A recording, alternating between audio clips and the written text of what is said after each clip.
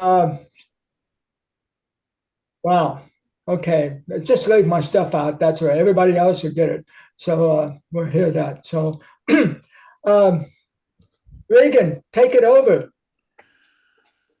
Okay.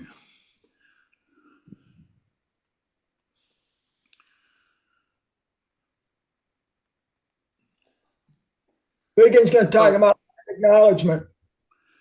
yeah, and the text should be on your screen. We live and work on the ancestral lands of the Coast Salish peoples. The surrounding mountains, valleys, shorelines, and waterways are imbued with their presence as they lived here in harmony with the land and the water for so many generations before Europeans came to this place, and as they live here still. We seek to nurture our relationship with our Coast Salish neighbors and to undertake our shared responsibilities for this place, their homelands, where we presently live together.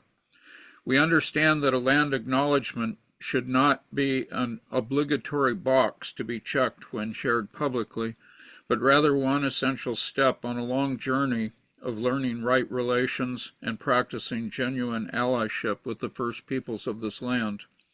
We are mindful that some indigenous organizations, such as nativegov.org, are encouraging non-indigenous groups setting out to write a land acknowledgement these days to also create an action plan that outlines the concrete and measurable steps they will take to support indigenous communities into the future. Without some sort of action plan, nativegov.org cautions, a land acknowledgement can come across as simply a form of optical allyship. Finally, it is important that we are also mindful of the ongoing displacement today of long established people from their ancestral lands by contemporary settler movements in such areas as the Brazilian Amazon basin and Palestinian lands in the West Bank, East Jerusalem, and Gaza. Thank you for joining us today for the WWFOR Spring Assembly, and Bruce Pruitt-Hamm will now introduce our keynote speaker. So it's my pleasure to introduce Professor Stephen Zunes, who I'm lucky enough to count as a friend, long friend from the early 1970s.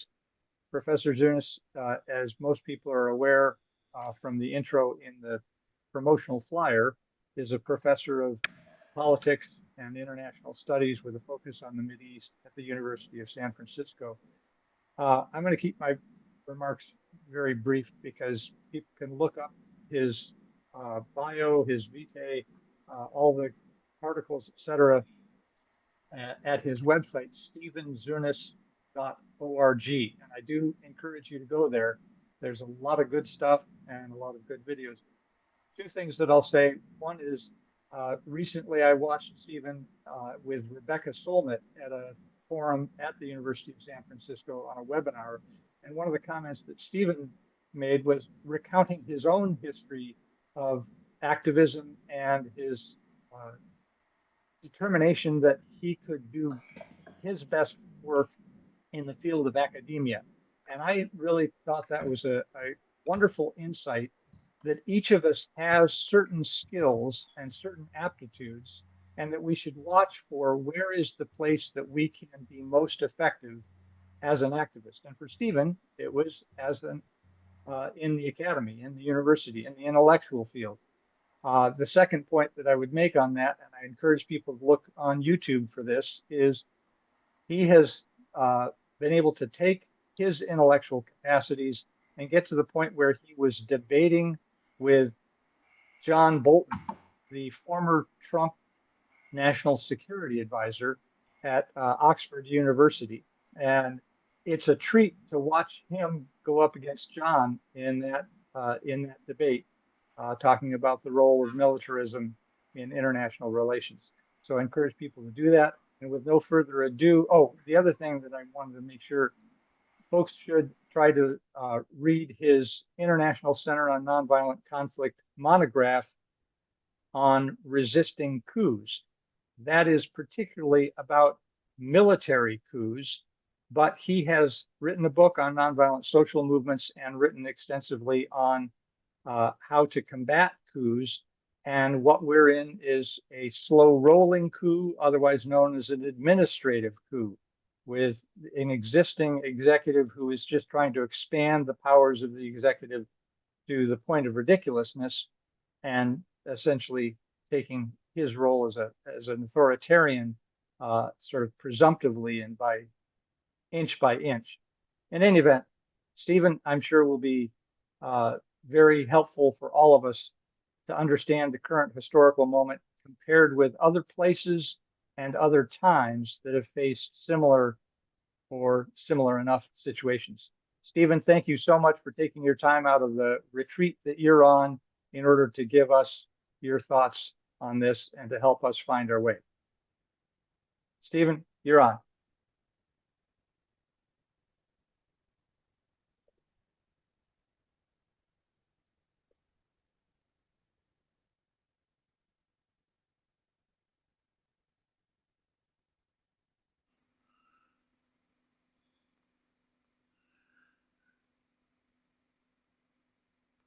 Stephen, I'm not able to hear you, though it doesn't look like you're muted on the screen, but see if we can do a sound check before you launch in too far. Does somebody need to screen share with him? I don't think a screen share will work. You've just got to figure out which microphone is going to work on his machine.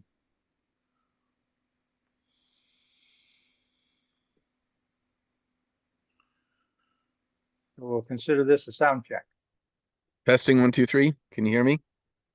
Yep. You can't hear me. Sounds Okay. great. Should I go Good ahead? job. Go ahead, Steve.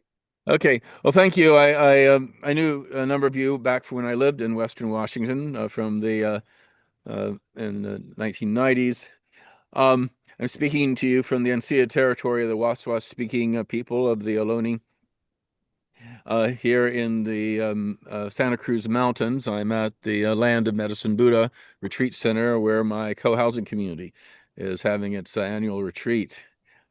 I want to start by just noting that a number of us are from a generation where we really thought there would be a revolution here in the United States. We were most of us were part of the radical pacifist tradition, as opposed to the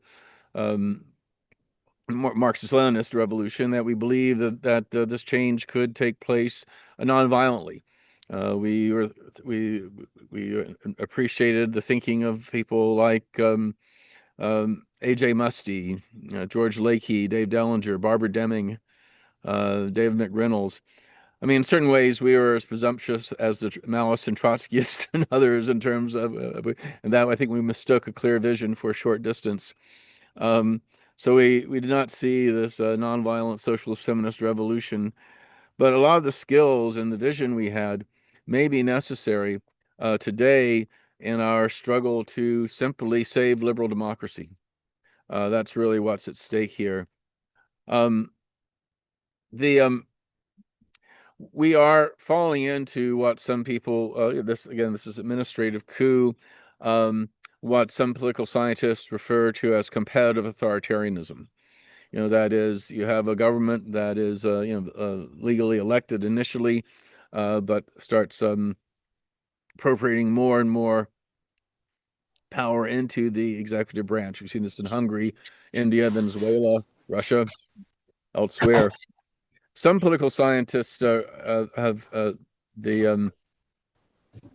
defined such a slide to authoritarianism as a situation where opposition comes with a price. Citizens and organizations that run afoul of the government become targets of a range of punitive measures. Politicians, may be investigated and prosecuted on baseless or petty charges. Media outlets may be hit with frivolous defamation suits and adverse regulatory rulings. Businesses may face tax audits or be denied critical contracts or licenses. Universities and other civic institutions may lose essential funding or tax-exempt status, and journalists, activists, and other critics may be harassed, threatened, or physically attacked by government supporters. And, when citizens must think twice about criticizing or opposing the government because they could credibly face government retribution, they no longer live in a full democracy. And these, hundreds of political scientists who signed on to this are arguing that by that measure, we have indeed crossed the line into competitive authoritarianism.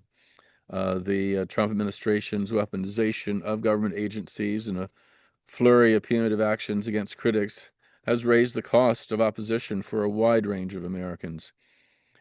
The good news is that in recent decades, we've seen scores of successful nonviolent revolutions to defend democracy. It was not the leftists of the New People's Army who brought down the Philippines. It was nuns praying the rosary in front of the regime's tanks and millions of others who brought Greater Manila to a standstill. It wasn't the 11 weeks of bombing that brought down Serbian leader Slobodan Milosevic, the infamous butcher of the Balkans. It was nonviolent resistance, yet led by young students whose generation had been sacrificed in a series of bloody military campaigns against neighboring Yugoslav republics, who were able to mobilize a large cross-section of the population to rise up against the stolen election. It was not the armed wing of the African National Congress that brought majority rule to South Africa. It was workers, students, township dwellers, churches, others who, through the use of strikes, boycotts, the creation of alternative institutions, and other acts of defiance that made it possible for the impossible for the apartheid system to continue. And it was not NATO that brought down the communist regimes of Eastern Europe or freed the Baltic republics from Soviet control. It was Polish shipyard workers, East German church people, Estonian folk singers, Czech intellectuals, and millions of ordinary citizens. And similarly, we've seen tyrants such as Jean-Claude Duvalier in Haiti, Augusto Pinochet in Chile, King Gyanendra in Nepal, General Suharto in Indonesia, Zine al-Din Ben Ali in Tunisia, and I mean, dictators from Bolivia to Benin, Madagascar to the Maldives were forced to step down when it became clear they were powerless in the face of massive nonviolent resistance and non-cooperation. And history has shown that in most cases, strategic nonviolent action can be more effective than armed struggle. They've found a Freedom House study demonstrated how the nearly 70 countries that have made the transition from dictatorship to varying degrees of democracy in the previous 40 years, only a small number did through armed struggle from below or reform instigated from above, and hardly any resulted from a foreign invasion. It was in nearly 3/4 of the transitions, change was rooted in democratic civil society organizations that employed nonviolent methods. And some of you may be familiar with the highly acclaimed book that came out about a decade ago, Why Civil Resistance Works, where Erica Chenoweth, and Maria Stephen, who are decidedly mainstream, quantitative-oriented strategic analysts, they noted how for nearly 350 major insurrections in support of self-determination and democratic rule over the past century, primarily violent resistance was successful only 26% of the time, whereas primarily nonviolent campaigns had a 53% rate of success, more than twice as likely to succeed. And similarly, they noted that successful armed struggles took an average of 8 years, while successful unarmed struggles took an average of only 2 years. Now, some of these successful nonviolent revolutions, you had backsliding back into an old dictatorship, such as what's happened in Egypt. But the majority of them, clear majority of them, are successful. That within 5 years, there's a stable democratic system. By contrast, armed struggles, with only rare exceptions, have turned into a new dictatorship and/or civil war. And it's logical when you think about it. I mean, an armed struggle, there's a clear hierarchy of command and control, and the commandante or whoever kind of continues that style of rule once they become the president. But whereas nonviolent struggle, you have to build broad coalitions. There's a lot of give and take. It's a more pluralistic model, for what might follow. Now, nonviolent action has also been a powerful tool in reversing coup d'etats.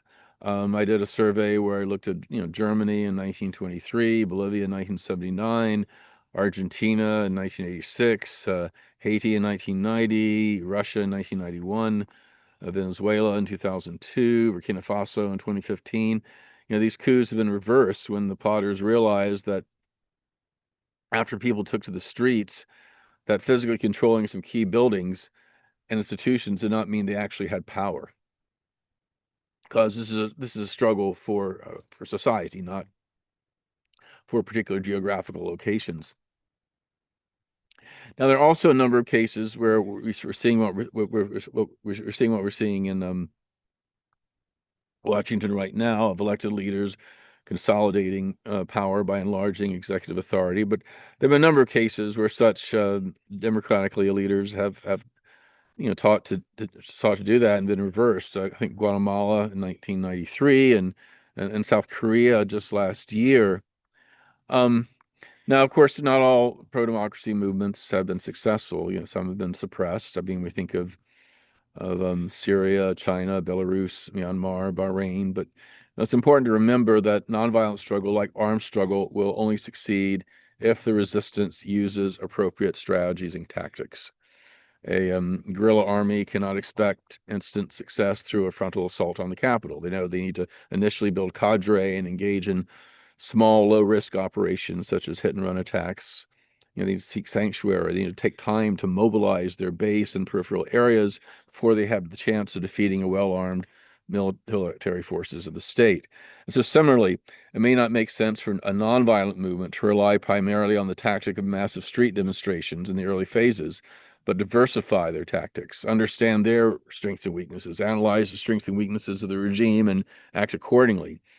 And, such a movement may need to initially focus on small decentralized actions or low risk actions, which, invite widespread participation like strikes and boycotts. And I mean, there are hundreds of different methods of nonviolent resistance. I mean, if someone says, oh, we tried nonviolence and didn't work, one needs to ask what kinds of nonviolent strategies, what kind of sequencing of tactics for how long and under what circumstances, because neither violence nor nonviolence works. It depends on the successes at its effective strategic application. Now, I really do think we can have, a nonviolent revolution here, because think about all the countries I've mentioned so far. None of them had anything close to the degree of constitutional protections, independent judiciary, and democratic traditions as we do here in the United States. And what made these movements successful? I mean, they were very different countries, different cultural, religious, historical backgrounds. They included military juntas, monarchies, traditional strongmen, totalitarian political parties. They're from the left and from the right, some supported by the United States, some opposed by the United States. But there's some key factors I think we can learn from them. And one is a refusal to recognize illegitimate authority. And Americans have always been pretty good at that. I mean, there's always been the American individualism. I mean, obviously it's had its downsides on a number of areas, but it is one that has a healthy distrust of centralized government. Think of the popular folk heroes that we have.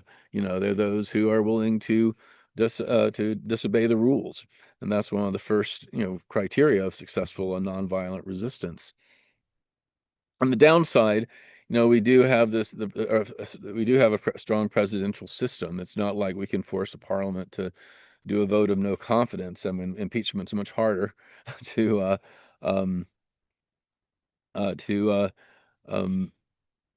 go push through. And you need a 2/3 majority, and the Republicans aren't budging. And there's also just the problem that we have elections every 4 years. It's hard to think of somehow forcing somebody out, as you would in certain other political systems.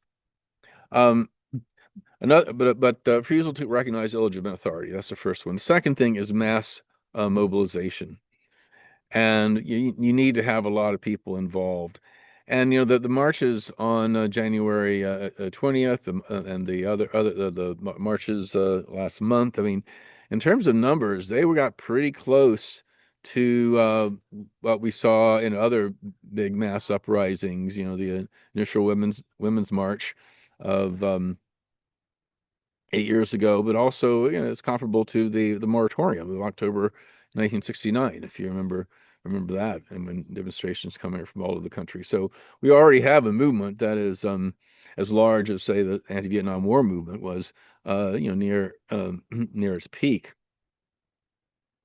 Another thing is another key factor of successes that I found in these various case studies is nonviolent discipline.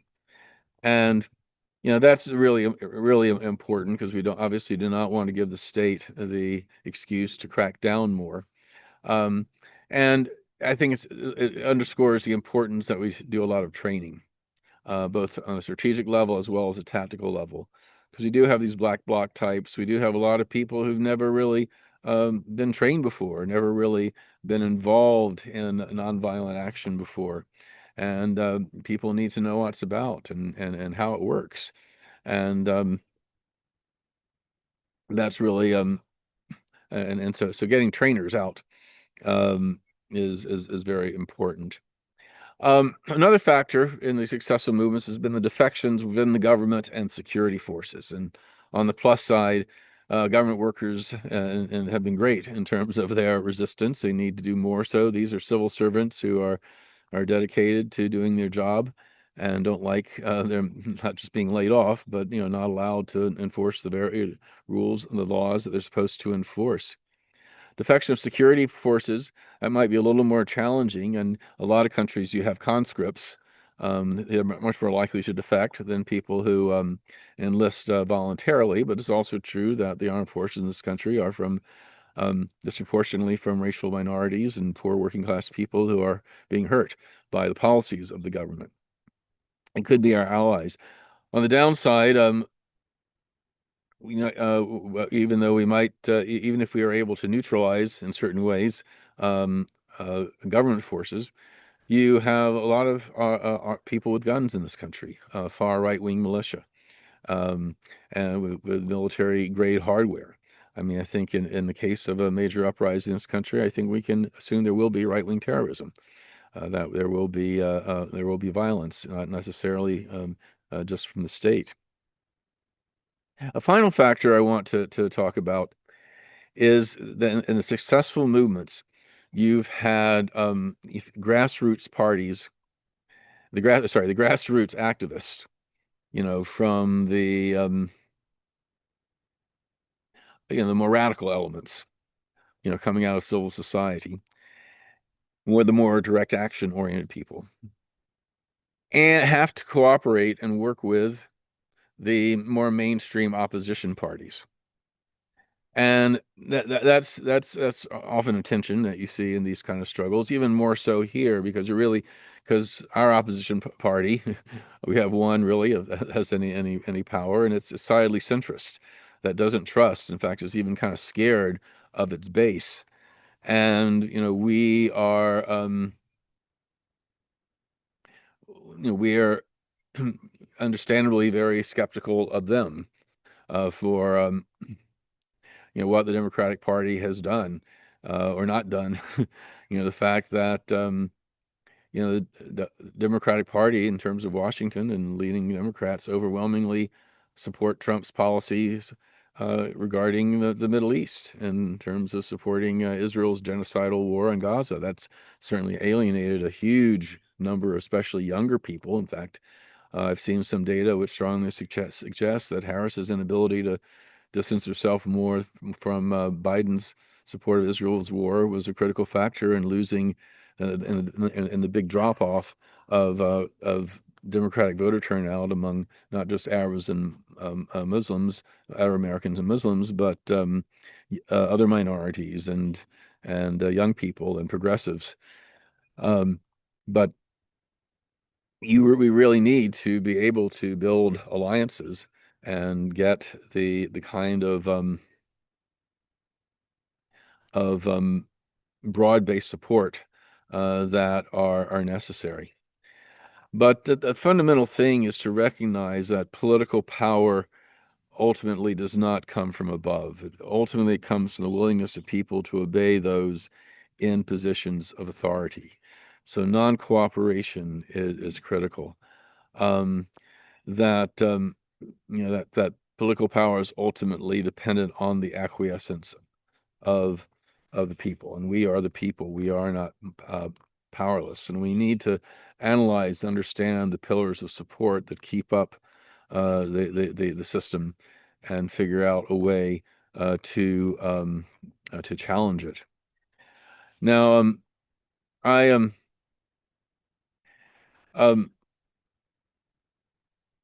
let's see. There's a lot I can say here, but I'm trying. I think I will. Um, I'm reasonably confident. I mean, let me just say that prior to the 2016 election, thousands and thousands of people were trained on how to possibly reverse an attempted coup. And it was, and people knew this was going on, that it was many ways, I think, concern about the possibility of the massive resistance in the event that Trump tried to steal the election, and made him realize that he wasn't really able to do so. And that it, I mean, he may have thought he could do so, but I think a lot of the powers that might have supported him, were reluctant. Because ultimately, when you think about Wall Street or the people who really have power in this country, what capitalists want more than anything is stability. And, I think the more, and not just Trump's crazy tariff policies or whatever, but if they realize that the economy is not going to function because of ongoing resistance, and that is something that could really be used against them. I elaborate a little more, but I think I'm reasonably confident that we are not going to slide into full-scale dictatorship. I believe there will be elections next year for Congress, and that the Democrats will win, and there'll be an election in 2028 for Congress and president. The Democrats will win there as well, but it's something we're going to have to actually fight for. We can't take it for granted, and I think we will prevent it. What concerns me the most is not that we will slide into a full-scale dictatorship, but that the damage that is going to be done over the next 3.5 years is going to be hard to reverse, certainly within our lifetimes. And I think of what happened in Poland, where for 10 years they were under, one of these kind of, competitive authoritarian regimes, which did what Orban did in Hungary, essentially, by taking over the judiciary, academia, the civil service, and that kind of stuff. And finally, a broad left centrist, moderately conservative coalition defeated them last year. But they made such a mess of things, they're kind of stuck with, well, do we violate the Constitution like they did to get things right? Or do we, go the way things are on the books, but since they've taken over these institutions, we can't really change things that way. I mean, this is the kind of dilemma that we're going to have to deal with, and it means we have to be proactive and to because it's questionable, whether if the Democrats try to fix things legislatively, the Republicans will just filibuster it and block it, but they may be too institutionalist to try to reverse things in a more direct way. This struggle is it's going to be an ongoing struggle that goes beyond the time that Trump is in office. This is going to be a protracted struggle. And it does mean, we need to push the Democrats, but let's not give up on them. We need them. And, the fact is that our country does have a long tradition of non-cooperation. I mean, go back to the Boston Tea Party, we go, back to the Quaker and other abolitionists boycotts of goods, made by enslaved peoples. We've had a great, long history of non-cooperation, and I think we can rely on this. I mean, I was quite impressed that Congresswoman Mila Jayapal, from up in your area, actually co-led an online workshop on strategic nonviolent resistance with Erica Chenoweth, the Harvard-based scholar on pro-democracy struggles and nonviolent resistance.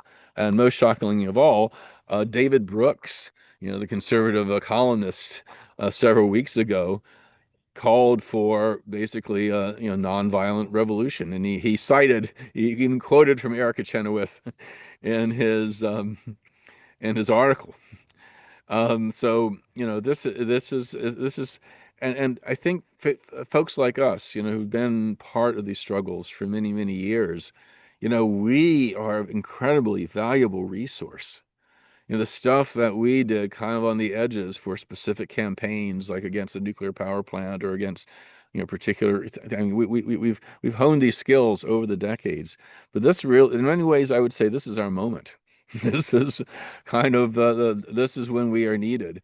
This is when our experiences and our knowledge and our understanding of the dynamics of nonviolent resistance are most needed for a public who is desperate for this kind of knowledge because so much is at stake.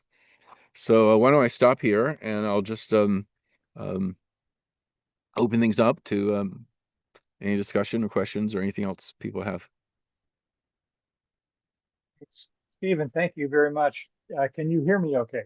Yes, I can. Okay.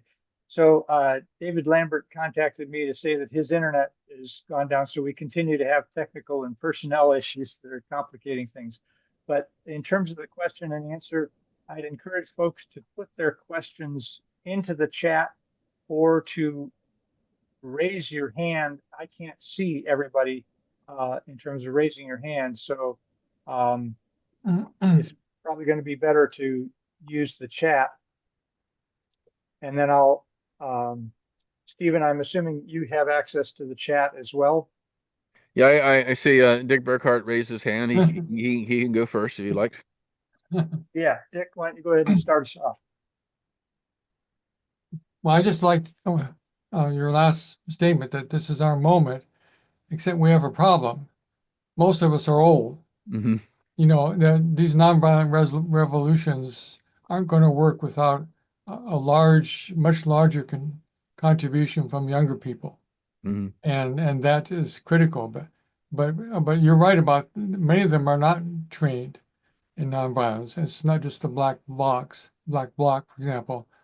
But I'm in Adam Smith's district here, and he's the 9th Congressional District. He was formerly chair of the House Armed Services Committee. Now he's the ranking member, and like a lot of the others, he's with us on almost everything except for financing the war in Israel. You see, and a few months back, he's had over the years quite a few town halls. And he tried to have a town hall, and he was just, from his point of view, very, very rudely shut down. And he got extremely angry at that. Mm-hmm. But almost at the same time, some of us had a demonstration outside his office in Renton and met with some of his staff. And we developed a pretty good relationship with his staff.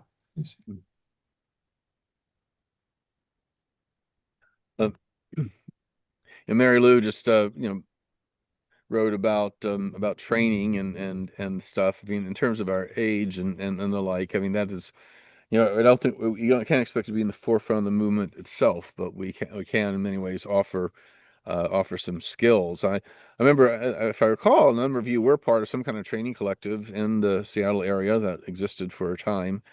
I don't know if that's still around. Training for Change and Choose Democracy .us are doing some work. I brought Eileen Flanagan out to San Francisco to do a series of workshops at my university, and that was very well received. So I think we really need to underscore that being right is not enough. We need to think strategically, and just as an electoral campaign or a military campaign, you do need to do the right strategy, have the right strategy and tactics, and that takes training. And I think with the younger people, it often seems to be that they're often so busy in things Yeah. that just having enough money to hire organizers makes a big difference. Yeah. Here we have Washington Physicians for Social Responsibilities hired Sean Arendt to work on nuclear issues. And when I was at Ground Zero this last Mother's Day, there was a young man there who apparently had some financing to do just what I was just talking about. And I talked to him about some of the need for nonviolent training for younger people. And so he was asking about that and said he was going to be doing that. But to me, it's just the start of what needs to be done. Mm-hmm.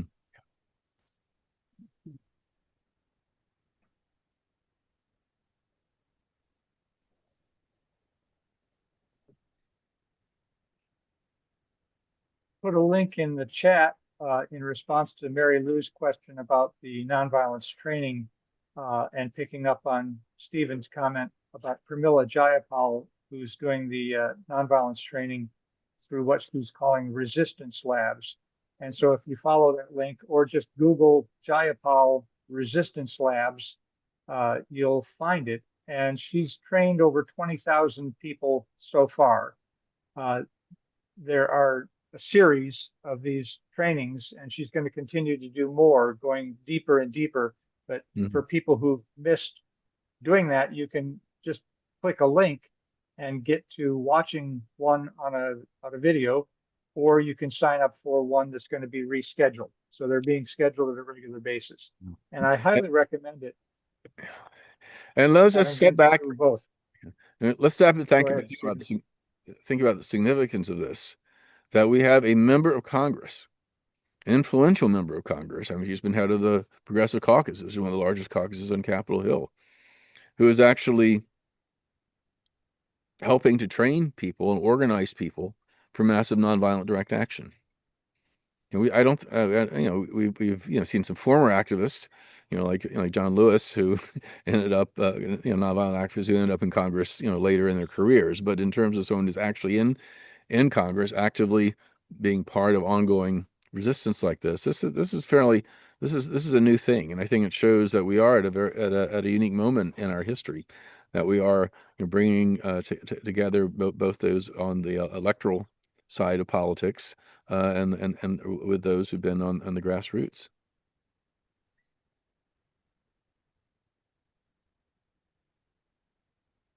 Stephen, could you summarize again very quickly the 4 or 5 elements to successful nonviolent resistance to coups that you've seen historically? Yeah, I talked about underscoring the the fact that that you refuse to recognize illegitimate authority, so non-cooperation, mass mobilization, got to get the people out, the nonviolent discipline, so don't go around trashing things, vandalism, whatever, building alliances, a broad base, ethnic class and leadership by women, a lot big, get a big broad base out there. And to encourage defections or enable defections from government security forces, and for the grassroots elements, the more radical elements, to be willing to work with more mainstream opposition party leaders. Thank you. Let's hear a question from Paul and then from John Rep and Cindy Cole. Paul, you want to unmute yourself and go ahead and ask your question? Yeah. Put it in the chat. For some reason, I have a technical background and I shouldn't be forgetting things like that. But anyway, yeah, Paul Oldecamp, Seattle, Washington. And I just wanted to bring up, Stephen, or some comments here and stuff about some of us older folks and so on, and the need of younger people to participate in the effort here. And I guess what I have observed just recently and so on, that the younger folks that I work with here, don't have an understanding and experience of the history of anti-dictatorship movements that have been successful in the past. And there's a lot of characteristics of those campaigns that are kind of ignored, okay, because of a lack of knowledge of that. And I guess my suggestion would be that even though some of us are older folks and so on, we may have some of that kind of experience that could contribute to those any movements or campaigns that we could get going here. Mm-hmm. You know, we should also recognize there's a whole new generation of young trainers, a large percentage of whom are women, young women, people of color, and but you know, to recognize that again, this is again for anything to work, you need to train, you need to think strategically. I mean, and people can disagree about it, but about sequencing of tactics or that kind of thing, people need to at least think about it. Go ahead. Cindy? Yes. What role do you see for the labor movement? You know, I think they were very important with the New Deal. Oh yeah, yeah, and indeed, here, well, there's another place I think we were kind of at a disadvantage compared to a lot of these other countries, because most of these other countries there were stronger, labor movements. There were stronger class consciousness.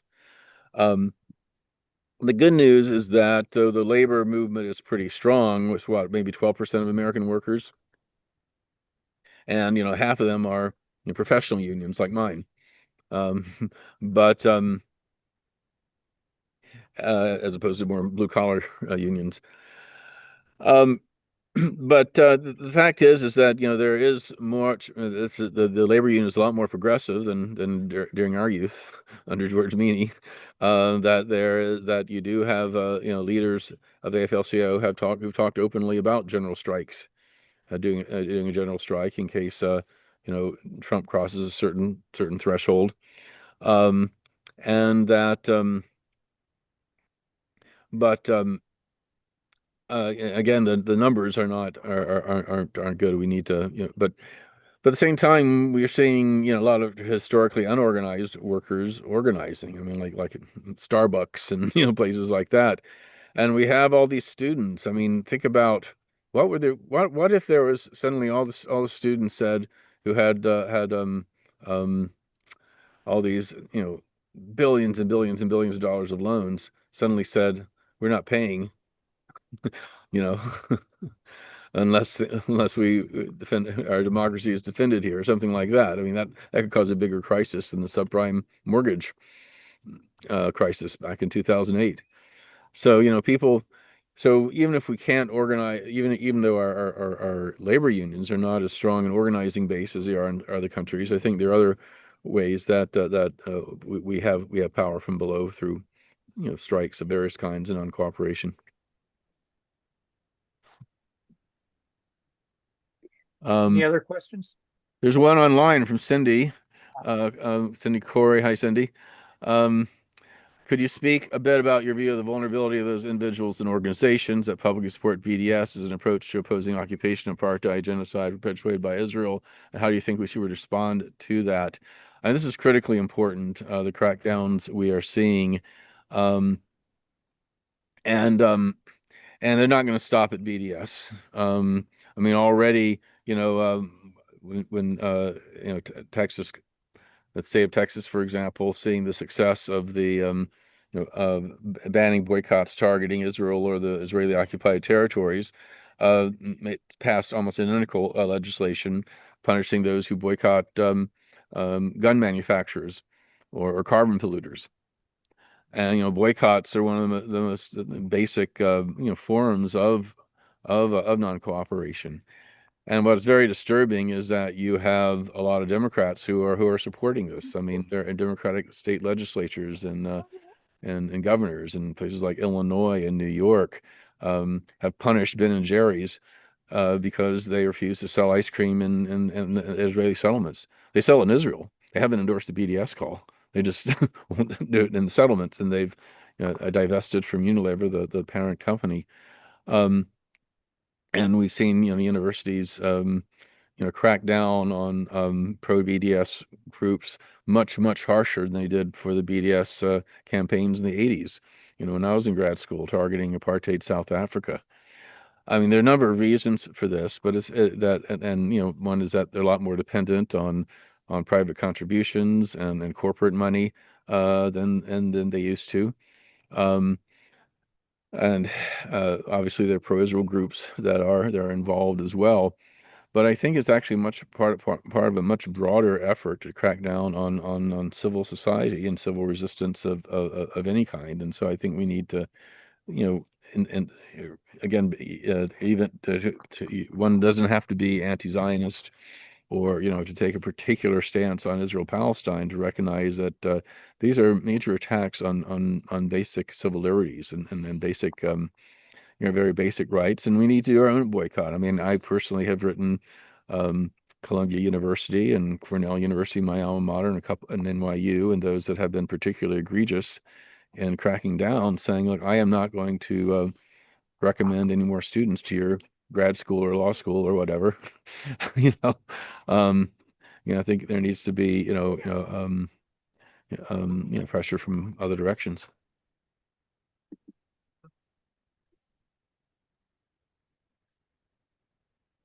There's another comment in the chat or a question that's for me.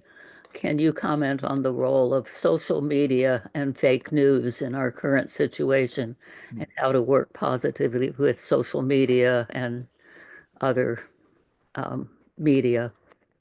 Well, I mean, the first on the positive end is that the new communication technology, social media, allows us all to get together today. I don't have to fly up to Washington. Y'all can be here in the comfort of your own homes. We can reach a lot more people. And even if the mainstream media is quiescent to some degree to Trump's overreach, we still are able to communicate with each other. The problem, of course, is that falsehoods can spread, much faster this way. And but I think that the positive thing is that the younger people who are much more attuned to social media than we do, or actually have more progressive ideas. I mean, for the first time in our history, the majority of Americans 18 to 35 have a more positive view of socialism than they do of capitalism.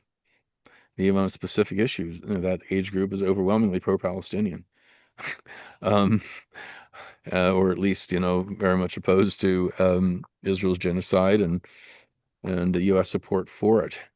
That they can get their information directly from the protest march, or directly from Gaza, or directly from other places without the filter of the mainstream media that that we all grew up with. So I think there's you obviously challenge fake news where you can, and that's not just from the right, from Trump people, but also there are some elements to the left who have rather simplistic conspiratorial theories about one thing or another, and we certainly need to to challenge that, because it hurts our credibility and makes it harder to go after the people who are really responsible for things. But I think we can. It's a mixed blessing. Thank you. Dick, you raised your hand again. I don't see any others, so go ahead. I had I never thought. I've just finished reading a book by George Monbiot on neoliberalism. Mhm. And he made a very interesting observation in there. I'd like to hear your take on it. He says, he's based in the UK there, that as you said, we sort of assume that business likes stability. And so why are some of these billionaires going along with Trump and all this sort of stuff? And one of the things Monbiot has observed is that there's a class of not ordinary business more, but more of the oligarchs, the billionaires who actually benefit from instability. And this is what Naomi Klein called the shock doctrine or Yeah. disaster capitalism. And there was, when things are very stable, ordinary business likes it, but it makes it much more difficult for the ambitious billionaires to make big money. They have to go in and exploit some instability to get rich. And we saw, I think, during the pandemic, there was a lot of money flowing upward into the rich that way. So what's your take on all that in the United States? Well, I mean, I think there are obviously divisions in the owning class, and these are ones that we can exploit. But you know, the even on basic kind of capitalist models, this kind of essentially crony capitalism, this kind of disaster capitalism, um, it's not stable in the long term. And it does threaten the system as a whole. And you know, there are people who will and when I mean, people are noticing how China, you know, is growing in leaps and bounds, and it's because that, you know, they have an authoritarian system in certain ways where they can say, no, we can't, we have to look beyond more than the next quarter. We need to look many years down the line, and are able to steer, you know, their economy despite the corruption and inequality and all the other problems of the Chinese model, you know, to one that is actually functioning more. And I think there will be enough elements within the capitalist class in our societies to say, hey, we need we need to collectively think about, you know, saving the system as a whole, because, you know, the way it's going right now, it's just it's going to collapse, and other alternatives such as the Chinese model will take our place. Good points. So there are two other people with their hands raised, Susan Smith and Mark Fleming. I don't know who was first, but maybe Susan, you want to ask your question? Thank you, Jean. Dr. Zunes, as you know, Donald Trump was just in the Gulf, in Qatar, Saudi Arabia, and the UAE, making tremendously huge business deals, and also speaking about ending the pain or the suffering of the Palestinians, while at the same time, of course, criticizing Hamas, blaming Hamas as the sole reason for this, which stirs a little bit of hope in some folks. But at the very same time, as he's doing this with Arab and Muslim countries, the plan to deport 1 million Palestinians to Libya becomes the news. And I was wondering if you could comment on this, and also in light of the upcoming so-called two-state solution conference that is to be held at the United Nations June 2nd through 4th, hosted by France, which of course is one of the world's preeminent colonial and neo-colonial powers. It has not yet recognized Palestine, and also Saudi Arabia, that has an atrocious human rights record, assassinating and dismembering voices of dissent, house arrests of his princes, the horrific war on Yemen, you know, business dealings with the Trump's son-in-law, Jared Kushner, which are tied to West Bank settlements. I mean, and so very few people are talking about this two-state solution conference. And I was really wondering I think it's because again, I don't think people should take it seriously, frankly, because you know, the U.S. position has long been, under Democratic administrations as well as Republican administrations, that there will be no Palestinian state except under terms acceptable to Israel. And the current Israeli government has ruled out a Palestinian state altogether. So, you know, and, you know, the U.S., you know, vetoed an otherwise unanimous UN Security Council resolution last year, admitting Palestine into the United Nations. And we've seen all and the U.S. Being virtually the only country to argue in the International Court of Justice again about the regarding the illegality of Israeli settlements in the occupied West Bank. So again, I think it's, and I mean, if the United States was serious about a two-state solution, they'd join the rest of the international community, but we're not. And so and as long as the United States can block that and provide the arms and let Israel get away with it, I don't think it's even worth talking about. It's why a lot of people, including myself, who for 40 years fought for a two-state solution, I think it may be too late now, just on the demographics alone, from what Israel's doing. We may need to start talking about a single binational state. But I think first and foremost, we just need to recognize the illegality of what Israel's doing, both the genocidal war and threaten ethnic cleansing, and point out the Democratic Party is very much part of this. Polls show that only 15% of Americans, including only 5% of registered Democrats, support additional military aid to Israel. So when Trump brings down this $8.8 billion package of additional military aid, and Bernie Sanders has a resolution of disapproval, only got 16 votes. It's like over 2/3 of the Democratic Party saying, we're going to side with Trump against 95% of our constituents. And then they come around with this kind of, I don't know if you remember the movie Bullworth,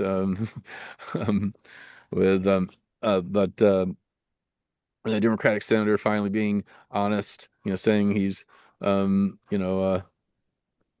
doing what the insurance companies are wanting him to do rather than his constituents. And he looks at them and says, what are you going to do, vote Republican?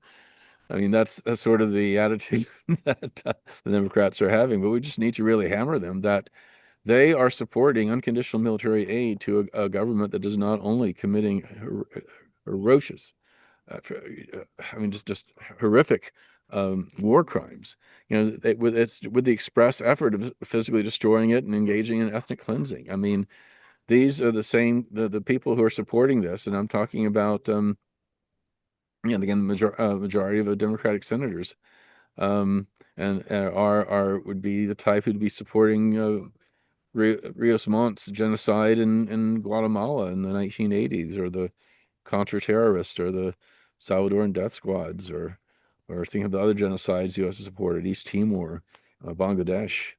I mean, I think we need to go beyond, avoid, divisive arguments about the Zionism or anti-Zionism or whatever, and say, hey, these people are supporting genocide. These people are supporting, again, this is just a very basic, fundamental human rights issue, and keep hammering them on that. And Mark? Go ahead. Yeah. Hi, actually, this is Maggie here with Mark. I just wanted to mention that when I've been asked, are you regarding the Israel and Palestine issue and the ongoing war, are you pro one side or the other or anti one side or the other? It's loaded, so the question is kind of loaded so that if you're pro one side, you're anti the other. And I like to claim that instead, I like to preface and claim that I'm a member of the anti-carnage party. Yes. Yeah, I mean, no question. I mean, that Palestinian the rights of Palestinians and security for Israelis are not mutually exclusive, but mutually dependent on the other. And I think we really need to emphasize this. But we need to both recognize the equal rights of both peoples, and that both sides have a right to peace and self-determination and security and etc. We also need to recognize fundamental equality. We also need to recognize the inequality, the asymmetry in power between the occupied and those under occupation. The side that is supported by the one that has the power, the occupier, that is responsible for 95% of civilian casualties, is also supported by our government. And You know, it's the same reason that we, you know, back during the days of the Chun dictatorship in South Korea, people would say, "Oh, why are you focusing on South Korea instead of North Korea? They're even more repressive." And the reason is that we are supporting the South Korean dictatorship. As Americans, we have a special obligation, I think, to speak. I mean, we should oppose oppression and violence anywhere by anyone, but as Americans, I think we have a particular obligation to focus on where our government is culpable. I have a follow-up question on that. In the Middle East now, you see Qatar trying to gain a lot of influence with Trump. People even call it corruption. And of course, the Saudis have a lot of influence from their money. Where there's big money, there's potential influence. Do you see any possibility that some of this big money could actually be used by those Middle Eastern countries to get Trump to back off on this whole Israeli thing? It's possible. I mean, Trump has a natural affinity to these Gulf leaders. I mean, they both are deal makers. They both want to get rich. Both want to they have take a transactional approach as opposed to a principled approach. I mean, Biden, I think ideologically, like a lot of liberals of his generation, was a passionate Zionist and a passionate supporter of Israel on ideological grounds. I don't think Trump has an ideology. It's all about himself and his own self-aggrandizement. Yeah. But let's be careful that when he talks about non-intervention, and saying that government should, we shouldn't try to nation build, or we shouldn't try to do all these things. That sounds all great. He's being an anti-interventionist and things like that, which he is on some level. But at the other level, he's saying let's not care about human rights. Let's not care about democracy. Let's buy this racist lie that people of the Middle East don't want their freedom. They prefer to live under authoritarianism. And let's also remember that these Gulf leaders really don't, and like a lot of Arab leaders historically, in reality, they don't really give a damn about the Palestinians. They've used them as political tools in a lot of ways.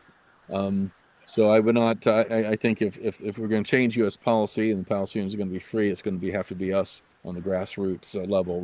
We shouldn't rely on foreign despots.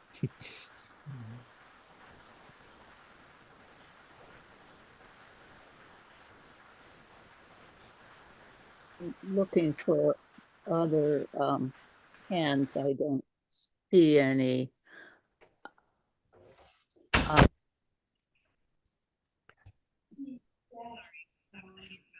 And we're almost ready for breakout rooms. Okay, let me invite people to. I have an email list where I send out my articles, usually short policy briefs, 1,200, 1,500 words, as well as links to radio and television interviews and lectures and that kind of thing. I do that maybe once a month or so. But if you'd like to be on my email list, please write me and let me know, or I'm putting in my email address right now, and just say put me on your list, and I'll put you on the list. Great. Thank you very much. Or I'm sure you can ask the organizers as well. Yeah. So much, Stephen. Thank you.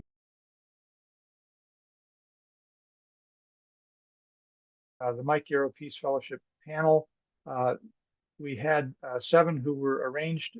Several had to cancel. We had some additions, so we're flying by. But each will be given 4 to 5 minutes to share about their project, and also to share about the theme of the conference and sort of the creeping authoritarianism and what they might have to say about our current historical moment. The first participant was Kayla Wijesekera, and she was unable to come due to circumstances outside her control. And in the chat, you will find her comments on the creeping authoritarianism, and you might have to scroll up to get to that, and a hyperlink to the website that shares the details about her project. So that's Kayla's presentation in writing in lieu of her oral presentation. Second up, we're going to have Malachi Spells, who is from the Chicago area. And I see Naaman has already joined us, so I'll have Naaman, you can queue up behind Malachi. And again, the topics are project report and then speaking to the creeping authoritarianism that we're in. Hello. Would I be able to share my Janice, yeah, Malachi, give me a second. Janice is here with me, though you can't hardly see her. She would like me to read Kayla's, so I'm going to go ahead and read it. It's fairly short, and people can find it in the chat. This is her thought on the creeping authoritarianism issue. With the current state of the world, feelings of chaos and authoritarian beliefs spreading, I think it is especially important now, more than ever, to stay strong and empowered, yet peaceful. Nonviolence can often be perceived as doing nothing, but rather it means standing up for what's right without causing harm. Peacefully protesting, speaking out within our communities, and staying informed make a more meaningful impact than violence. Violence feeds into the fear and confusion that authoritarianism feeds on without actually combating it. I think we need to focus more on pivoting away from a fearful mindset, instead spreading kindness and unity. It's up to us to connect with each other and look out for those in marginalized communities that are especially threatened right now. We need to inspire change without being silenced. Choosing nonviolence will always prove to be the stronger choice because it means that we're not letting hate turn us into something we are not. By choosing courage and compassion, we fight against oppression and move towards a better and brighter future ahead. And that's from Kayla. Malachi, you go ahead and take the floor.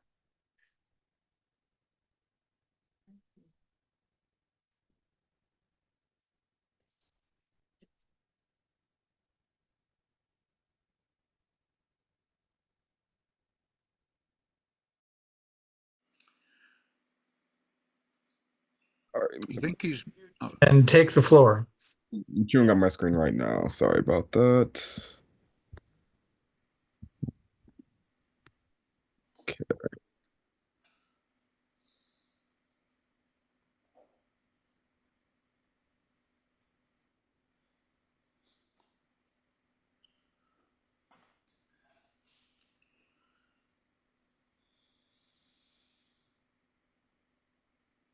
For some reason, it's not allowing me to share. So let me check. Sorry about this. Is he a co-host? No, David Lambert, are you on? So Malachi, the host needs to enable allowing other participants to share. It's not an automatic in Zoom anymore. I could just And speak rather than share, or rather than show my screen, I can just speak. sure, that's fine too. Hello, everyone. So good afternoon or good morning for y'all in Seattle or in the east of me. So we're doing archiving Chicago's ballroom scene amid the HIV crisis, a radical act against authoritarianism. So what is ballroom? Ballroom refers to the vibrant subculture rooted in Black and Brown Latino LGBTQ communities, shaped by trans women, gay men, and gender nonconforming people of color. And it began in the 1920s, Harlem, New York, and evolved into a modern form around the 1980s. So specifically for this project, I'll be talking about the Chicago ballroom scene. And that first started as a drag scene in the 1920s, known as Finny Balls. The Finny Balls started in Chicago, and they were a tradition that traced back all the way to the 1800s, when Alderman Bathhouse John Colin and Michael Hinky Dink Kenna, known as Lords of the Levee District, threw the first war balls at the Chicago Coliseum to extract money from local brothel owners. During the Great Migration, African Americans moved to northern cities like New York, Detroit, and Chicago, where mainly LGBTQ African Americans settled on Chicago's South Side. There, Alfred Finney, a gay black man, founded what to be known to become as a prominent and influential ball. His first event took place in 1935 in the basement of a nightclub on 38th and Michigan Avenue, which isn't too far from where I stay, and drawing a predominantly African American crowd and charging just 25 cents an entry. And through these drag balls came what we know as ballroom today in Chicago. And so the House of Avant-Garde, Chicago, is Chicago's first ballroom house. Founded in the 1980s by Aaron Pierre Brown and Wardell Ford, the House of Avant-Garde was Chicago's first ballroom house. And through it, though it didn't host balls until 1991, members learned to vogue and competed from the start. Amid the AIDS crisis and widespread rejection of queer people, the house became a family and safe haven for Black queer youth, and it offered mentorship and a space for full self-expression. And through this work, documenting the queer identities as well as the HIV crisis, for the archival process, I've done interviews, archiving physical media such as magazines, posters, pamphlets, newspaper articles, as well as archiving online media. So specifically for my project, I'm looking at 1990 to 2005. So that's 25 years of media. So it's a lot that I'm doing. And although it seems tough, there are a lot of clues that I have. For example, in my presentation, I included AG/Cut magazine, which is a queer zine that documents clubbing culture, ballroom culture in the 90s. So I have to do a lot of reading, a lot of deciphering, and a lot of archival work. And I also have to find online websites. For example, I have on here a screenshot of a website from 2003, as well as to document the HIV crisis. I have a picture of the AIDS memorial quilt. And and and through that, I feel like in tying the authoritarianism as well, the importance of archival work in the face of authoritarianism, because at the end of the day, all we have is history, all we have is knowledge, and the importance of spreading that through everyone, whether that's online, word of mouth, etc. So archiving Chicago's ballroom scene and this relation to HIV is a radical act of resistance against systems that erase Black, queer, and trans lives. It preserves community memories, care networks, and creative power of those most affected by the state neglect and public health failures.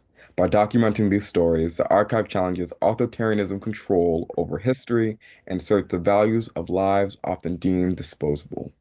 In doing so, it transforms remembrance into a political act of survival and self-determination. And hopefully my work, I'm still struggling on how I can get my work to live on to the fullest potential, even though I'm just starting. But that's my presentation. Thank you. Thank you, Malachi. That was wonderful. And thanks for being able to wing it without the screen share to take over and just do it with an oral presentation. You did great. Naaman, I think I'm going to put you in the queue up next. And then behind you will be Rowan and then Oona. So Naaman, you go ahead and unmute yourself, and folks might want to use the view command in Zoom and use the speaker instead of the gallery view so that you can see each person as they're speaking. That's in the upper right-hand corner, the word view, and then choose speaker. Naaman, are you ready? Yep, I'm ready. You go for it. Yeah, first off, I just wanted to thank you guys for having me here. It really means a lot that I can present my work and my thoughts with other people. So first up, my MYPF project report. I'm currently working on expanding from my work from last year, where the smaller scale prototyping of agricultural sensors is now diving into like real world implementation. A friend and I are working on a project at a greenhouse where we're trying to implement all the sensors that I've worked on to greenhouses so that we can conserve resources like water, fertilizer, and more. And we're currently still working on getting the prototype ready. We had some issues last time we met, and so we are debugging those. And that's really it for the project report. It should be done this weekend or by next. Yeah. And then as for the rise of creeping authoritarianism, I actually like wrote quite a bit down here, so I'll just pull that up. All right. So I refuse to subscribe to the idea that our democracy is in decline. Every country goes through times of internal struggle and instability. This just happens to be the first time America has seen this level of political instability since maybe the 1960s during the Vietnam anti-war movement. We were always going to have our democratic institutions face a stress test of sorts. As a result, I cannot blame the current administration for anything. They're doing exactly what they said they would do, and our country elected them anyways. I cannot be mad at them because that's the easy way out. I am instead faulting the complacency of our institutions for not fixing the biggest flaws in American government. We are in a political and ideological stalemate. Neither side of the aisle is able to do anything because the focus is on simply maintaining the status quo. But why do these politicians want the status quo? It's because even the slightest shift leftward or rightward of American politics is believed to ruin the country for the opposing side. This cycle of stonewalling political agendas has allowed cracks to form in American institutions, and the blame for this cannot entirely be placed on one party. Both parties seek to undermine the other by polarizing voters into viewing the other side as un-American. If there's any decline in our democracy, it certainly did not start with this administration. Both parties are encouraged to run polarizing candidates because it clearly establishes the differences between them. No longer do we see candidates more representative of the moderate leftist views of the average American. Instead, Americans have to vote for a candidate that aligns most with their views or vote against the candidate that aligns least with their views. Such polarization is driven by misinformation that blinds Americans to other viewpoints. Just as the human body needs a balanced diet to thrive, democracy needs a balanced diet of information to thrive. There is an information war between the left and the right on every platform attempting to discredit the opposing ideology. The Democratic and Republican parties do not play the politics of the American people. They are far more interested in pushing their respective ideologies onto us, forcing us to polarize as a population even if we actually share similar views. The idea of government forcing ideology onto its citizens sounds pretty undemocratic to me. However, this has been a fundamental truth of American politics for 200 years. The difference now is that there is a very intentional effort to not just undermine, but dismantle democratic processes and systems. I don't think this means our democracy is in decline, though. I think it is about time that our great nation's precious democracy underwent a stress test. We were long overdue. I personally don't think that a 250-year-old democracy can be dismantled in 4 years, and it certainly won't if we learn from the mistakes we have made as voters and citizens. Just as a sick body can be healed with that balanced diet, our democracy too can be healed in a similar way with balanced information. I'm a part of the younger generation where social media informs our political views. Too often, I see blatant propaganda from left and right-wing channels that blur the truth. As citizenry and voters, we must be intentional about the information we consume so that we aren't driven too far to either side of the political spectrum. And if everyone is well informed and bias is kept to a minimum, democratic discourse will survive and thrive for many more centuries to come. Thank you. That is all I had to say. Thank you. Raman, thank you very much. And we're going to hold off on questions, although people could put questions in the chat if you have them while you're hearing the presentations. But we're going to go ahead and move on. Rowan, are you available? Can you unmute and go ahead and take the floor? Hey, nice work. Hi, You're can up. you see my screen? Yes, you can see your screen. Storytelling for change. Okay, great. So, hi everybody. My name is Rowan Santos, and I am a 2024 to 2025 Mike Era Peace Fellow. And my project is Storytelling for Change.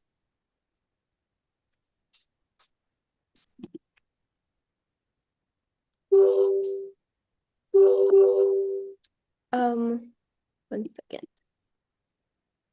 So For background information, artivism is the root idea of storytelling for change. For more clarification, artivism is a combination of the two words, art and activism.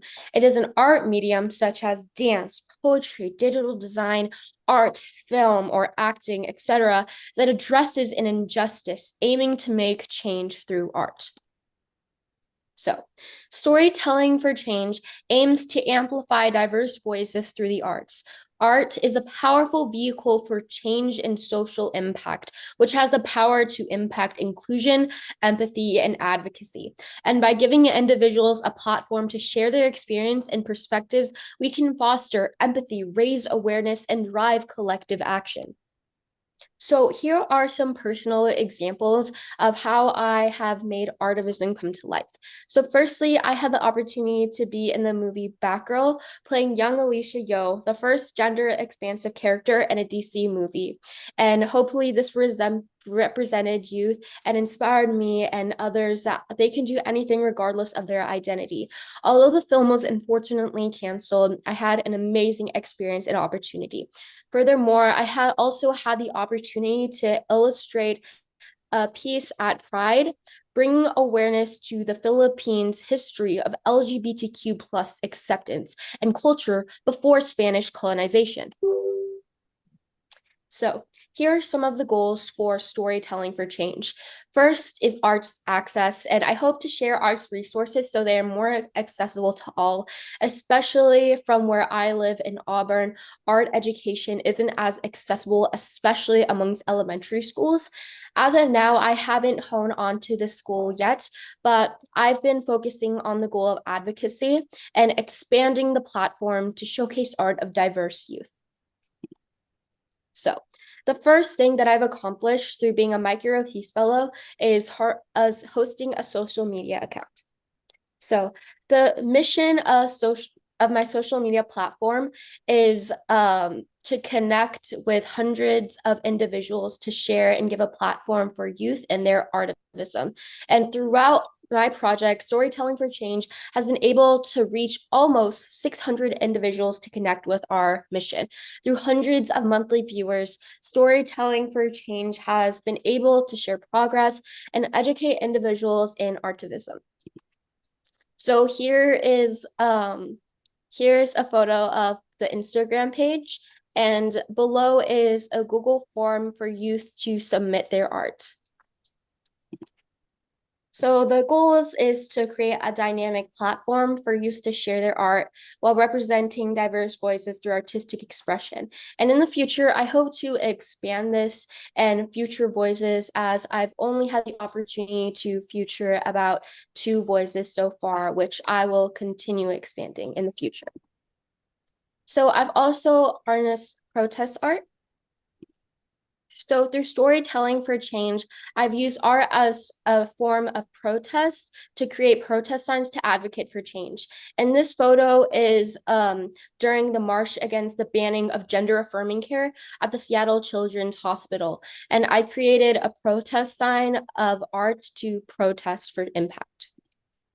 And here are more Storytelling for Change has developed. The second photo is just a general photo of individuals using protest signs for change. And the first photo depicts an embodiment of identity and gender. So I've also been in collaboration with other artists in order to develop my project. So I've been in collaboration with Stasha Silverman and Paul Mullen to develop my project. And these are 2 prominent artists in the area, and I have been in contact with them to plan and strategize events. One of these events is an artist share out, and with collaboration with Paul Mullen, we are creating a quaint yet powerful gathering stage where youth take center stage and share their art, weaving together artivism and bringing it into life through expression and impact. Whether through spoken word, visual art, and performance, change makers will share their stories. And here are some logistics of event. We hope that it will occur somewhere near July in an Arts Avenue in Seattle, which is a dynamic showcase of art as a form of protest. And hopefully we will gather an audience of 50 to 100 crowd members sharing their feedback and their connections to the pieces. So lastly, here are my recap and goals. So one of my favorite parts throughout this journey was seeing how storytelling can spark genuine conversation and inspire others to take action. Whether posting or educating people in artivism, I saw firsthand the power of creative expression to build empathy and engagement. And I learned that artivism does not have to be outside in front of the protest. It can be a quiet one in the bounds of your own home and thoughts. Connecting back to the prompt of today's meeting, strengthening our nonviolent movement in this time of chaos. In times of chaos and authoritarianism, our voices become our strongest tool, and our art, a form of resistance. Through poetry, paint, performance, and protest, we confront violence with vision. Artivism is how we reimagine justice and remind the world that change doesn't always come with fists raised, but with stories told and communities united. Now, more than ever, we must speak, create, and act with purpose to strengthen our nonviolent movement and shape a future rooted in compassion. Thank you.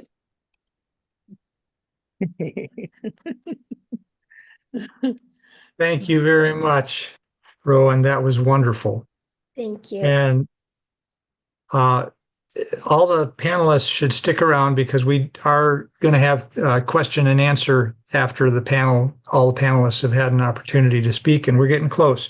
So Oona, you're next up. Brianna Howard, who's from the East Coast, was scheduled to be here, but she was unable to be here. And then Zachary Song also was unable to be here, but he did send in a video. We're just having some issues trying to get it up. So Oona, while you're presenting, I'm going to see what I can do to get us the video from Zachary. Oona, are you available? Yes. Thank Great. you. The floor is yours. Take it away. Sure. Yeah. Thank you all for having me. I'm glad to be able to touch back in with other Peace Fellows and hearing what they're working on and where their projects have gone this year. My name is Oona Foster. I go to Evergreen State College. I'm a college student there and I'm finishing up my second year there at this school in Olympia, Washington. And have been working for my Peace Fellow project on a community song circle, forming a community song circle in Olympia with another Evergreen student named Evan Wagner. And the purpose of song circles is to gather in groups to sing together and connect, create community, and bring back this really powerful tool for connection and harnessing our collective people power, which is song, singing together. It's a very direct way to get to move people and to connect with people across divide using song. And the reason why I was drawn to this project is because I've noticed whenever I'm in protest settings or direct actions, oftentimes some of the most powerful moments during those actions is when we are connecting together through singing or just enjoying the creation of some sort of collective art piece. And I think song is one of the most accessible tools for doing that because it doesn't require any materials besides our voices. So that was kind of the inspiration of this project. So far we've hosted at Evergreen at the House of Welcome over 14 gatherings over the past year. And we hope to continue having bi-monthly community song circles going into the summer. And I would love to connect with other people on this in this community who are interested in supporting the Olympia Song Circle or have ideas for how song circles could be integrated into the work that you and projects and campaigns that you all are doing in the community. Yeah, and yes, so moving forward, we're just hoping to continue building our base of Song Circle facilitators and getting more people comfortable with teaching songs and being in song circles, so that this becomes a activity that is more accessible for more people in a non-religious, non-like professional musical context, and making music something that everyone feels they can be part of creating for the purpose of taking action in our communities. Yeah, and I think that's kind of all the updates I have with the Song Circle. We have just this past month, we had a great Song Circle gathering facilitated by Ale Blakely. She's a eco-feminist activist based out of Seattle, a song and grief healer, and she helped host a gathering at the Evergreen campus. We had over 50 people come and sing together. And so we also hope to have larger gatherings like that going into the summer and into fall. And yeah, so that's kind of my update on the Song Circle project. And in regard to the rise of authoritarianism and hope, and how we have hope in these increasingly chaotic times, I feel like there's a lot of ways to go about discussing this, but for me personally, like what keeps me going is staying focused on local action and being involved in that, because that's where I see like actual material changes happening, is when you focus on the local community level. And that is how we can engage most responsibly with the international community, is understanding what's happening in our local region, getting to know our community, and yeah, just paying attention to where we are right now. I don't think hope is necessary for us to take action in the present moment. I think what we really need is to have more practices that allow us to be grounded in the moment and staying in the present and it can be through lots of different ways, but for me that has been through doing these community song circles, and then also restoration work and connecting with the land, and getting the community to be engaged with land restoration. So I'm hoping that song circles are something that we can bring into practices like community farming, community restoration work, and just having more rituals that unite us together, and create spaces that are more equitable, like Rowan was discussing with her artivism work.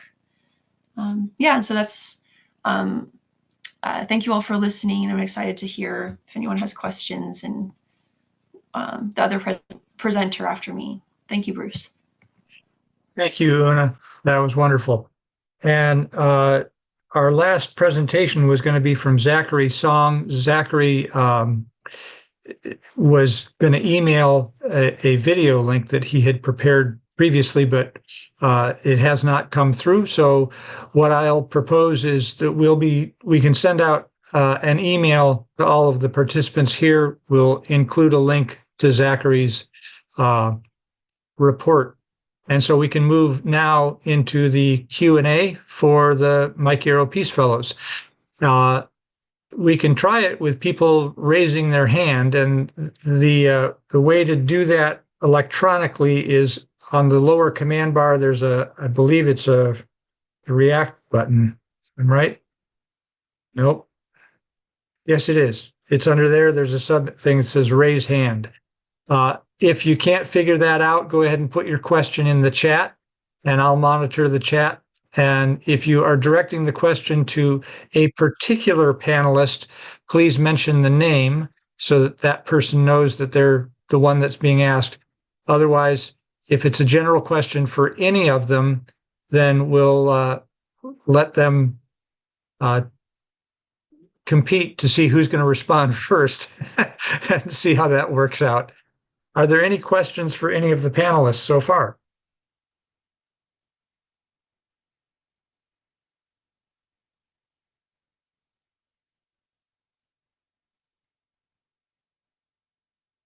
And not seeing anything right now, let me start off with a question that I had, which I'll direct to Oona and to Rowan. King, in our intensive training, we had education about Kingian nonviolence, which had 6 steps to a nonviolent campaign. Early in those steps is the step of education. And there was self-education, but also trying to educate other people to the issue that you were trying to change awareness about. In George Lakey's book, Strategy for a Living Revolution, he talks about 5 stages, and the first stage is cultural preparation. Many people talk about the United States is undergoing basically culture wars, is how it's been phrased. It would seem that the song circle and the artivism are both aspects of that work on culture and trying to not only persuade people intellectually, but to motivate and persuade people emotionally through cultural presentation. I'd like, perhaps, Oona, you can speak first, and then Rowan, to how do you see your work with the song circle and with the artivism and storytelling fitting in to that sort of movement stages, and particularly the Martin Luther King 6 steps, since that's something that we did cover in the training. Oona, you can go first. Yeah, thank you for that question about cultural preparation. Yeah, I think that is why the song circle, the idea is, it isn't just about feeling good and singing together. I think that it's that is like the immediate difference, but on a larger scale, it has the impact of being a tool for cultural change, even if it's just in a short period of time. We're practicing the art of being in community together again and listening to each other, and we're trying to create something new, a new way of being, or reconnecting with a way of being that we humans used to know how to do and we have forgotten. And that's very powerful. And I think that in these times when there is a lot of an excess of information and it feels very chaotic, the way we maintain our rootedness and groundedness is through allowing ourselves to be more share, or the practice of connecting with our emotions again as human beings, and creating spaces where that is accepted so we can be prepared to do the work of movement building and campaign organizing. Because I see a lot of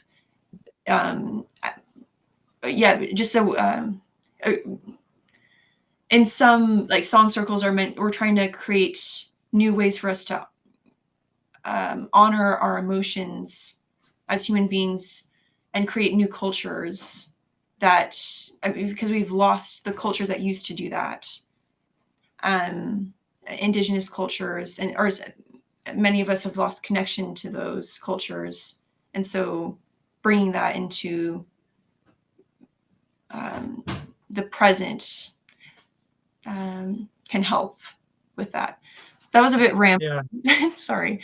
No, that was very helpful. I just a quick follow-up with you, Oona, on that. I mean, the civil rights struggle, many people who were in that struggle have declared that the singing was key to maintaining the morale under very severe oppression. And our modern age, the singing, the group singing, has often been eclipsed by social media and by people becoming consumers of music more than participants of music. And I'd just be curious, your thoughts about, do the song circles help with, keeping people's morale up when it may be flagging. Is that part of your goal or part of your strategy? Yes, thank you. That is well said. That is part of the goal, is building resilience. So tools for allowing people to have that resilience during these difficult times. And as we move forward into building new ways of, or into surviving whatever is going to be happening next. So yes, I think that is why we are doing the song circles, and also creating spaces where all voices are welcome and people feel empowered to use their voice again, because the dominant culture, it serves the dominant culture to make people think that their voices shouldn't, or their voices aren't good enough to be sung. You know, they're not talented enough. And as long as people think that, they are not going to step forward and be the leaders that we need them to be in this moment. And so the idea is subverting that cultural narrative that certain voices are more valuable or should be heard over others, and instead inviting places where that need every voice to participate in order for it to be the best, to be what it, to meet the moment, meet us in this moment that we're in. Yeah. Thank you, Oona. Rowan, how about you? In terms of the cultural preparation and the early stages of movement building, how does storytelling for change fit into that, helping the movement grow? Yeah, thank you for that question. First, like, I am really inspired by like how artivism has been used throughout centuries. For instance, like the Harlem Renaissance, and how art has been used like during the Black arts movement, through like that was intersectional with the Black Power movement and the Black arts movement. And I'm really inspired by that. And regarding King's like pillar of nonviolence and education, I've definitely used that in my project Storytelling for Change, by first like educating individuals on like what artivism is. And I've done I've generated a lot of posts explaining like modern implications of artivism, how to use artivism in your daily lives. And that's how I've used that pillar. And regarding culture, I would art is culture itself. And I definitely think that art can change and impact culture.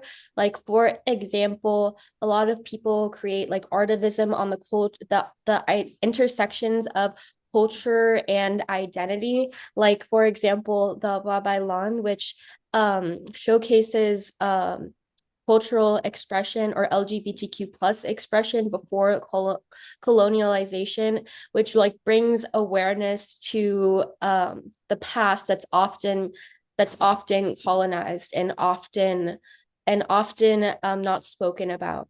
So thank you, Rowan. I see Bob has his hand up, and Jean, you have your hand up, Jean Gant. So let's, Bob, hear from you and then hear from Jean Gant with your question. Hi, well, mostly for Oona, but I guess for Rowan as well. I'm interested in the physiology and the neurology of this. My cat just put his claw into me, excuse me. The physiology and the neurology of your process. Is there in its potential for healing mentally as well as physically? And Bob, who is that question directed to? Well, it started with Oona, but if Rowan has something to contribute there, that would be fine as well. So Oona, I guess that's to you, and then to Rowan. Okay. Yeah, thank you, Bob. We had another event we had was we asked Aaron Johnson, a song healer and public speaker and filmmaker. He's a Black filmmaker from California. He facilitated one of our Song Circle events at Evergreen, and his project work focuses on uprooting white supremacy through partly through song and creating community spaces, mostly for Black men to experience being in places where platonic touch is encouraged and singing together is encouraged, and trying to address the homophobia and all these dehumanizing tropes that have been embedded in our collective psychology.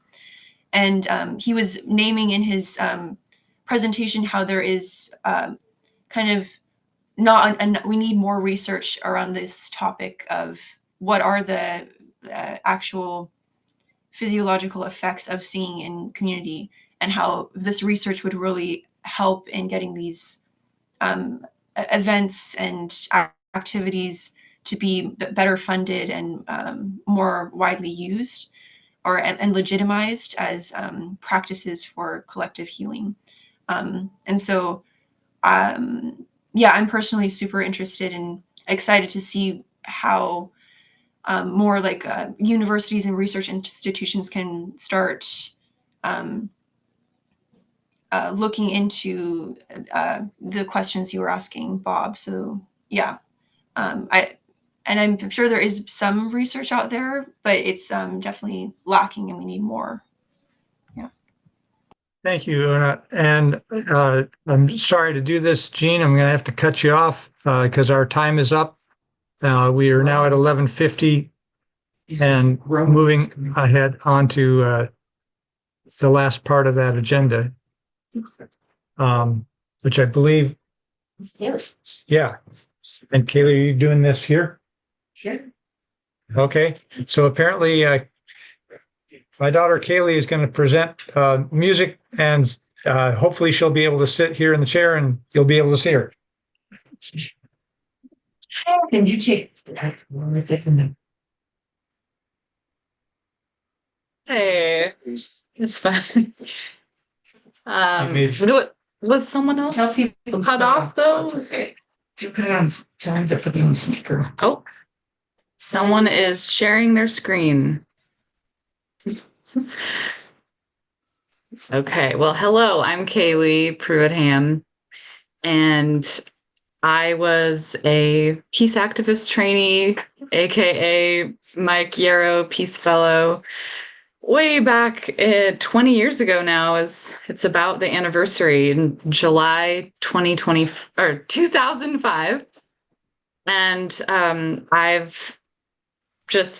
really feel like that influenced my whole entire life. And I'm so grateful to Ruth and Mike and Mary Lou. I remember your daughter Susanna coming and speaking so vividly. I remember her sharing stories of being involved in protests where they were singing to the police in New York City with tears streaming down their faces. And I remember Susanna brought in a coffee. I remember she was wearing a turquoise scarf. You know, I was 15 and I looked to her and I heard Ruth Yarrow's stories of everything she'd done in her life. And I think that was one of the most impactful parts about the program, was being able to look to other people's lives who had been more seasoned activists. And I remember thinking, I want to be like them. And it gave a model for how interesting a life can be and the many, many ways that you can try again to contribute to history turning around for the better, for more equity.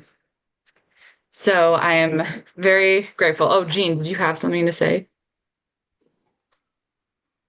No, my hand just didn't go down like it was supposed to. So yeah, thank you for asking me to play. I do have I've been kind of focused more. I worked for WWFOR after college for a few years. I was the assistant director of the Peace Activist Trainee Program. And then I got really sick when I was 25, and I was really catapulted into the disability justice movement and learning from other disability justice activists. about how we need to infuse more caretaking of our bodies and our mental health in our activist circles. And the only way to make the movement sustainable is to make sure that we are using our energy like we want to on Earth in sustainable ways. Our own bodies, ecosystems are a model for how we need to make sure that we're taking care of ourselves and the whole global family. So music has been a balm for me. And so I've focused more on music, and I've been writing songs under the name KPH and the Canary Collective, because we are canaries in a coal mine who are calling to get out of the toxic mine. So this song is called No Is Not Enough. Oh, did you hear Disobey earlier? No, we weren't able. No. Okay, well, I'll just play Disobey then live. This song I wrote inspired by the Serbian movement in the early 2000s, in which they were able to, when Milosevic was in power and there were a bunch of protesters of the mines and unionized workers who were protesting and striking, there are reports of people on the radio monitors, the walkie-talkies from Milosevic's regime ordering the police to shoot on the miners. And there were a lot of the police who disobeyed those orders and ended up joining the protesters. And I think we need more people who are going to be in the unjust administrations, who are going to commit civil disobedience and walk out the halls of Congress and filibuster and say no and disobey. And we might as well write in the chat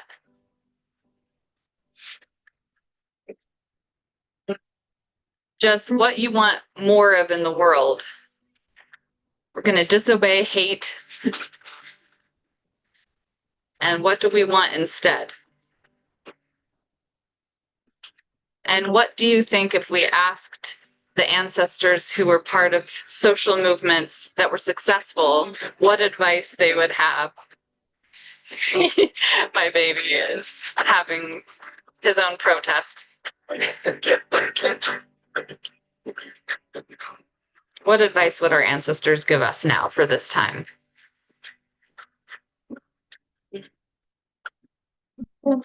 We should have expected this to happen somehow. I guess the question is, what do we do now? What have the others, our sisters and brothers, done to make sure love won? What have the others who came up before us done to make sure love won? They had a mission, they had a vision, and they kept their eyes on the prize.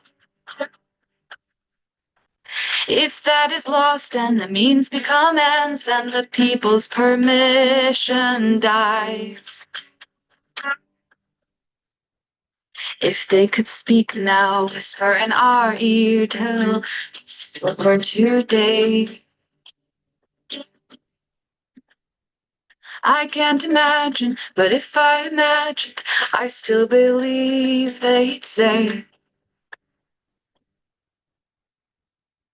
go forth in love, show 'em what you got, offer a new way. Go, now's the time, convict the crime. When he orders hate, disobey. When he orders shoot, disobey. When he orders hate, disobey.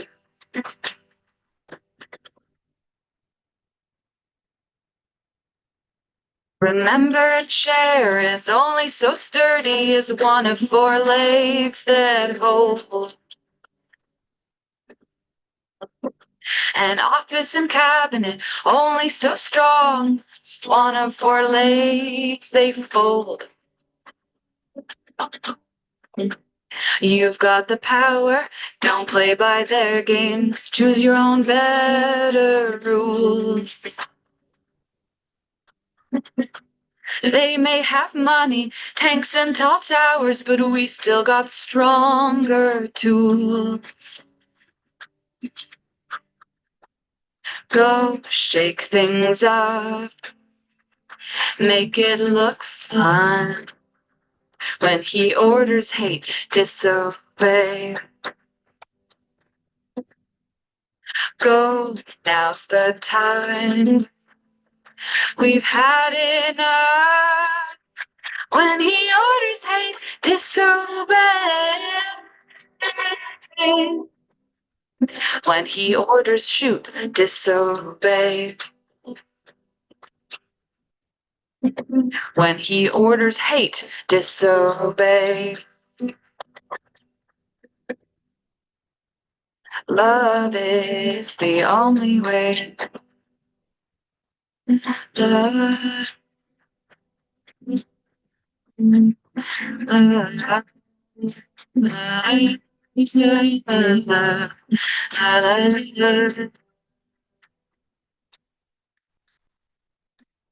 Love is the only way.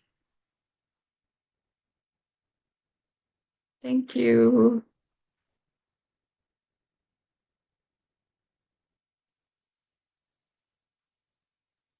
Jean is muted. Thank you. Thank you, Kaeley. That was great. Thank you for joining us.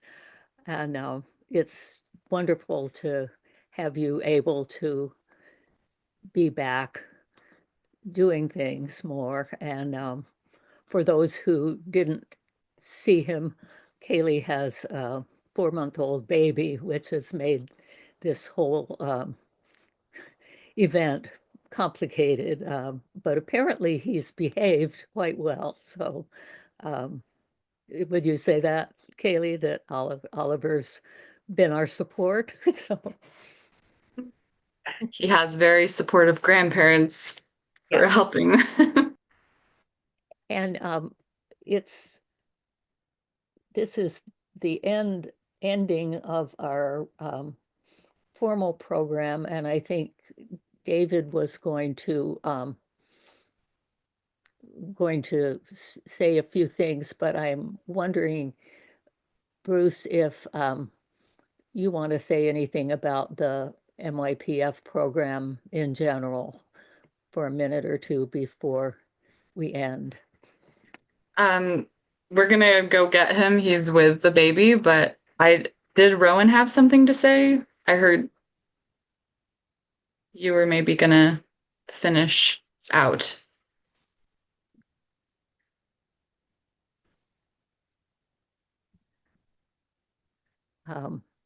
David, do you want to finish us out? Are you here?